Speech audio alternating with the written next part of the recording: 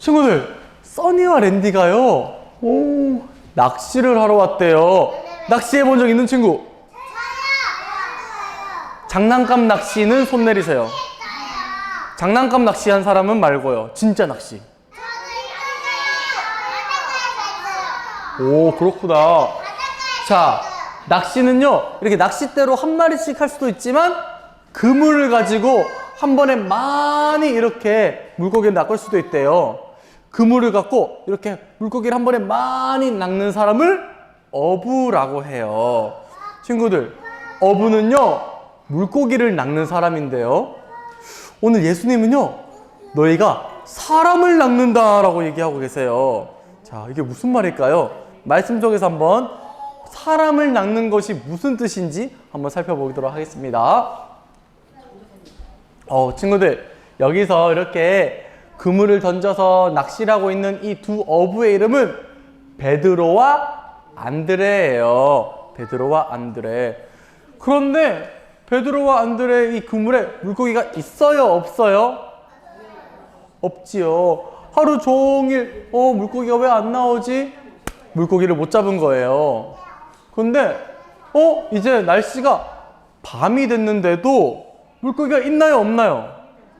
없지요. 밤새도록 그물을 던졌는데도 물고기를 못 잡았어요. 그래서 베드로 안드레는 에휴, 그냥 우리 육지에 가서 그물이나 씻자 하고 육지로 갔는데요. 물고기가 한 마리도 없었어요. 육지로 갔는데요. 웅성웅성 사람들이 막 모여들기 시작했어요. 알고 보니까 예수님이 오신 거예요. 예수님은요, 이 한 배에 걸터 앉으셔서 하나님 나라의 말씀과 복음에 대해서 설명해 주고 계셨어요. 그래서 사람들이 이렇게 많이 모인 거예요. 근데 예수님이 하는 말씀을 베드로와 안드레도 이렇게 옆에서 듣게 되었어요. 예수님은요, 하나님의 나라, 구원과 천국에 대해서 이야기해 주셨어요. 그렇게 말씀을 다 마치신 예수님이요, 갑자기 베드로 안드레를 불렀어요. 베드로야, 안드레야. 베드로 안드레는 깜짝 놀라고 대답했어요. 예, 예수님, 왜 부르세요? 했더니 예수님이 이렇게 말씀하셨죠. 저기 깊은 곳에 가서 그물을 던져보거라. 너희가 고기를 한 마리도 못 잡았지? 저기 깊은 곳에 가서 그물을 내리면 고기를 많이 잡을 거란다 하셨어요.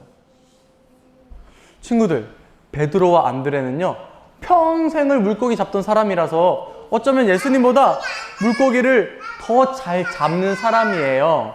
그런데 예수님이 지금 그렇게 물고기 잡는 법을 알려주시니까 마음속으로 이상했어요. 우리가 더 물고기 잡는 법 잘 아는데. 그렇지만 예수님의 말씀을 들었고, 예수님은 맞아, 메시아야, 이런 믿음이 생겼기 때문에 예수님의 말씀에 순종하기로 했어요. 예수님, 제가 고기 더 잘 잡지만 그래도 예수님의 말씀에 순종하여 깊은 곳에 그물을 내릴게요. 이제 바다로 나갔어요. 어떤 일이 일어났을까요? 예수님, 여기요, 알겠습니다. 이렇게 그물을 던졌더니, 우와, 어떤 일이 일어났죠? 물고기를 많이 잡았어요. 5, 6, 7, 우와. 근데 실제로는 더 많이 잡았대요. 이렇게 예수님의 말씀에 순종했더니요, 많은 물고기를 잡게 되었대요. 자, 여기서 중요해요. 여기서 중요해요. 물고기를 다 잡아서 육지로 갔는데요. 베드로가 갑자기 무릎을 꿇고, 예수님, 죄송해요. 저는 죄인이에요. 저를 떠나주세요. 이렇게 기도했대요. 왜 그렇게 말했을까요? 알고 보니까 베드로는 깨달았던 거예요. 이렇게 큰 기적을 일으키실 수 있는 분은 하나님께로 온 분밖에 없어. 하나님께로 온 분이라면 내 까만 마음과 내 잘못을 다 알고 계실 거야. 나를 혼내실 거야. 예수님께 죄송하다고 하고 얼른 떠나라고 하자. 이렇게 생각했던 거예요. 하지만 예수님은 달랐어요. 예수님은 이렇게 말씀하셨어요. 두려워하지 말거라. 그리고 나를 따르거라. 예수님이 뭐라고 말씀하셨다고요? 나를 따르거라. 예수님은요, 이 죄 많은 베드로를 용서하시고요, 오히려 베드로를 따르라고 했어요. 그리고는 이렇게 말씀하셨죠.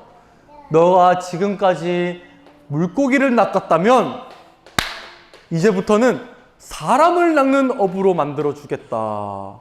사람을 낚는 어부로 만들어 주겠다라고 말씀하셨대요.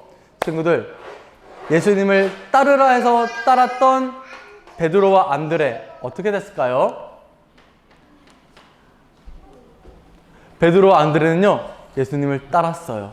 정말로 예수님의 제자가 되기로 결정한 거예요. 이 말씀을 듣던 베드로, 안드레, 야고보와 요한도 같이 따라 나섰어요. 이렇게 예수님을 따라 나선 사람들을 우리는 사람을 낚는 예수님의 제자라고 불러요. 자, 따라해 보세요. 예수님의 제자. 예수님을 따르는 사람이 뭐라고요? 바로 제자예요. 근데 이 제자에는 특징이 있어요. 바로 자기 것을요 다 버려두고 떠난다는 거예요. 이전에는 내가 내 마음대로 내가 좋아하는 것 가지고 살았지만 제자가 되려면 첫 번째, 예수님을 따라가야 되고, 두 번째, 따라갈 때 내가 가진 것들을 포기해야 되고, 그렇게 살아가는 게 바로 제자의 삶이에요. 이제 앞으로 선생님이 되신 예수님을 따라 이 제자가 된 베드로와 안드레는요, 예수님의 일을 할 거예요. 예수님의 일은 뭘까요? 예수님은 이 땅에서 어떤 일을 하셨을까요? 예수님은 영혼을 구원하고 아픈 사람을 치유하는 일을 하셨어요. 제자가 된 이 두 사람은요, 이제 예수님의 일을 할 거래요. 예수님처럼 아픈 사람들을 치유하고 영혼을 구원하는 일. 아, 그래서 사람을 낚는 어부라고 표현하신 거예요. 죄에 빠져서 허우적대는 사람들을요, 물고기를 낚듯이 건져주는, 사람을 낚는 어부. 제자는요, 예수님의 일, 사람을 낚는 일을 하는 사람을 바로 제자라 그래요. 우리 친구들은 어떤가요? 우리 친구들은 예수님의 제자인가요? 우리 친구들 다 예수님의 제자예요. 왜냐하면 우리 친구들은 예수님에 대한 이야기를 듣고 마음속에 예수님을 품고 살아가기 때문이죠. 그렇다면 예수님의 제자, 첫 번째, 예수님을 따라가야겠죠? 우리 친구들, 예수님을 따라가는 그런 제자가 되길 바래요.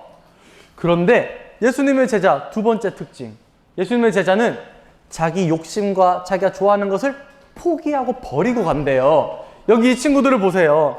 좋아하는 공룡 장난감, 자동차 장난감 버리고 예수님께 가고 있죠? 우리 친구들, 예수님을 따르기로 작정했다면 이제 우리 욕심과 우리가 좋아하는 것을 버릴 줄 알아야 돼요. 마지막 세 번째, 예수님의 제자는요, 예수님을 따르고 내 것을 버리고 이제 예수님의 일을 해야 돼요. 우리 성경학교 때 샬롬 배웠죠? 이 샬롬을 친구들에게 나눠주고 복음을 전하고 까만 마음 죄에 사로잡혀 있는 우리 친구들 건져주는, 사람 낚는 어부의 일을 하는 게 바로 제자예요. 우리 친구들, 예수님이 우리 친구들을 따라오라 이렇게 부르셨을 때 우리 친구들 뭐라고 대답하면 좋을까요? 네, 예수님, 이렇게 대답하면 좋겠죠?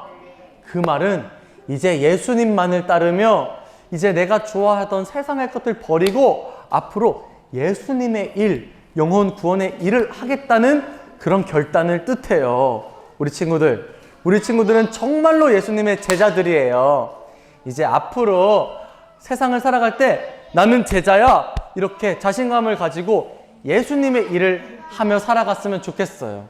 우리 친구들, 만나는 친구들마다 샬롬을 전해주고 또 내가 좋아하는 세상의 것들 포기하고 예수님만을 바라보며 따라가는 멋진 예수님의 제자들 다 되기를 축복합니다.